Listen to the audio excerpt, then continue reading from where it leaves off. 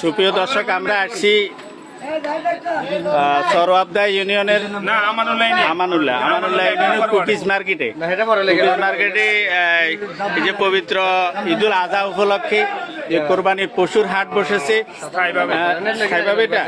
স্থায়ীভাবে পশুর হাট বসেছে এবং এখানে মোটামুটি আমরা আজকে জমজমাট ভাবে দেখেছি পশুর হাট। আমরা এখন কথা বলবো যারা আমরা এখন কথা বলবো যে যারা এই বাজার নিয়ন্ত্রণ করেন এবং আগামী ঈদ পর্যন্ত আর কয়টা হাট বসবে এবং বেচা কিনার অবস্থা কেমন, সব মিলে আমাদেরকে একটু বিসমিল্লাহির রহমানির রহিম। দেশবাসী, নোয়াখালীবাসী, আমরা মার্কেট বাজার পরিচালনা কমিটির দায়িত্বে আছি। আমরা দায়িত্ব নেওয়ার পর থেকে আমরা উদ্যোগ নিয়েছি এই বাজারটাকে আমরা একটা গ্রামীণ পরিবেশে একটা ভালো উন্নত গরু ছাগলের হাট বাজারে রূপ দেব। আমরা সেই পরিকল্পনায় 50 জুলাইয়ের সঙ্গে আমরা বাজার শুরু করেছি। ইনশাআল্লাহ শুরু করার পর থেকে আমরা এই পর্যন্ত 6টা হাট করছি। প্রত্যেকটা হাটে আমাদের 100-200 করে গরু ছাগল বিক্রি হয়েছে ধারাবাহিকভাবে। আমাদের শুধু এটা কোরবানির হাট নয়, আমাদের ধারাবাহিকভাবে এই হাট চলতে থাকবে প্রতি শনি এবং বুধবার।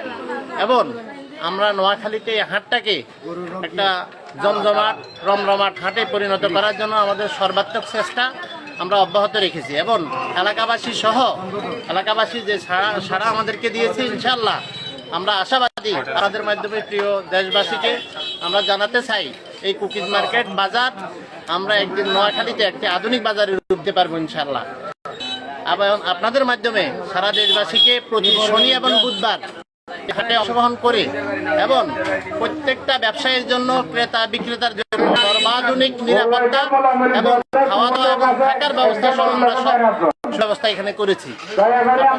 গরু বাজার উপলক্ষে, যে ঈদের বাজার উপলক্ষে কিছু জাল টাকার ছড়াছড়ি হচ্ছে, সেক্ষেত্রে কি আপনাদের কাছে কোনো জাল টাকা বা পকেট মাইটের এরকম ধরা এখন পর্যন্ত ইনশাআল্লাহ আমাদের এখানে জাল টাকা ছড়াছড়ির কোনো তথ্য নাই আলহামদুলিল্লাহ। এবং কোনো পকেট মাইর, কোনো হাইজাকার, কোনো দালাল চক্র আমাদের এই বাজারে ঠাঁই পায় নাই। এবং নোয়াখালীতে সর্বনিম্ন হাসিলে মাত্র 300 টাকা গরু এবং 100 টাকা হাসিলে আমরা এই বাজারটা শুরু করেছি। এবং আমরা এই দামের মধ্যে দীর্ঘ সময় অব্যাহত রাখবো আশা করছি ইনশাআল্লাহ। ধন্যবাদ। আগামী এই ঈদের আগ পর্যন্ত আর কয়টা বাজার পাবেন? একটা হাট পাবো, সেই হাটটা হলো আমাদের ঈদের আগের দিন বুধবারের হাট। ইনশাআল্লাহ বুধবার আমাদের এখানে সর্বোচ্চ গরু এবং সকাল থেকে রাত পর্যন্ত, রাত 12টা পর্যন্ত আমাদের এই হাট অব্যাহত থাকবে। এবং সর্বোচ্চ গরু আমরা ঈদের আগের দিন হাটে আমরা আশাবাদী।